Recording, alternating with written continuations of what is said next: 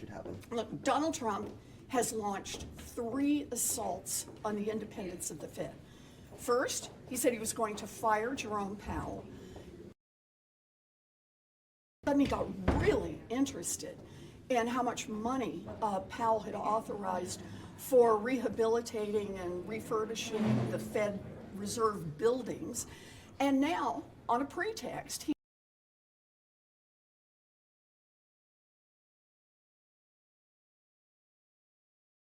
him to do. And nobody's fooled. We all know why he's doing this. It's so that he can seize control of the Fed. And understand, I say this whether we have a Democrat or a Republican in the White House. Independence of the Fed, having a bunch of economists, even when I disagree with them, I defend them. Their independence and their efforts to make decisions based on what's really happening in the economy, not what the politics are, is something that benefits every single American.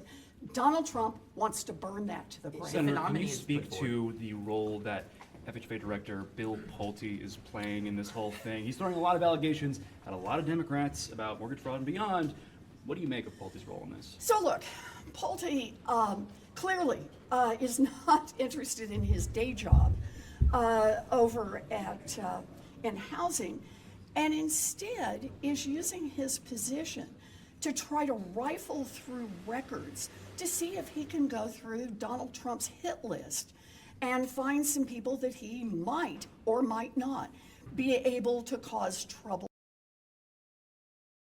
by any part of this. This is a smear campaign from a political attack dog, and anyone who spends feeding that attack dog, he doesn't need to be.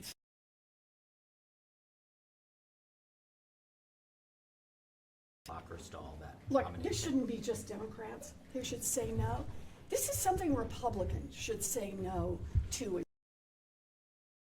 as a committee. Understand the importance of independence of the Fed. In fact, go back and check their own statements in years past. For many of them, they have talked about the importance of the independence of the Fed. Look, we can all try to persuade the Fed. We can say, look at these data, look at those data, look what's happening with jobs. That's fair game.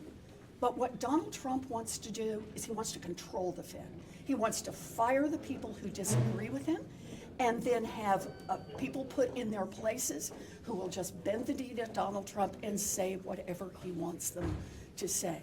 In countries where that has been tried in the past, it basically blows up the economy because not only can no one believe the numbers, people start making their business decisions differently. No longer are business decisions based on, okay, here's where I think things are going in the economy. I think there'll be a good market for this. Instead, it's who's got political juice and who doesn't. And when you start making political juice decisions, you really do tear up the real heart of our economy. Is there any maneuver, though, that Democrats can do unilaterally? Because have you gotten that assurance from the chairman? We need Republicans.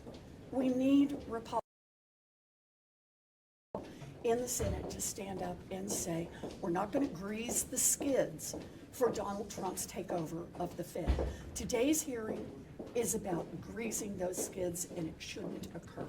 Senator, Secretary Besson is starting interviews this week for the next Fed chairman. What do you look for in the next Fed chairman? What do you make of them starting this process in September? Look, I look for 3 things: independence, independence, and independence at this moment in time.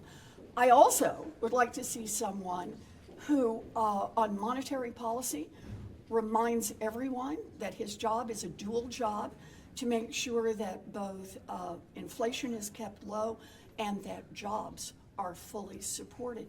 I also want to see someone who actually believes in regulatory oversight. Now, understand, I have argued with Jerome Powell on every one of those points pretty vigorously. Some people might say I did not hold back. But that does not mean that I think the president should be able to put a lackey in at the Federal Reserve to do whatever the president wants. And I would say exactly the same thing if we were talking about a Democratic president. We have one more question. Sorry, guys. Senator Tillis said yesterday that he would not support trying to replace Lisa Cook until the legal decision is finished. Do you think that that really gives you guys a leg up to be able to block that? I appreciate that, and that is a good first start. I think quickly, I know Tim Cook, among others, Mark Zuckerberg at the White House tonight for dinner with President Trump. What do you make of all these tech leaders coming to meet with the president? Look, this is government that works for billionaires, but not for everyone else. What did Donald Trump promise on day one? That he would lower costs for people all across this country.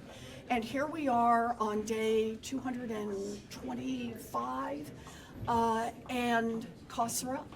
Costs are up, costs are up, costs are up. And what's Donald Trump doing? Hosting a dinner for a handful of billionaires.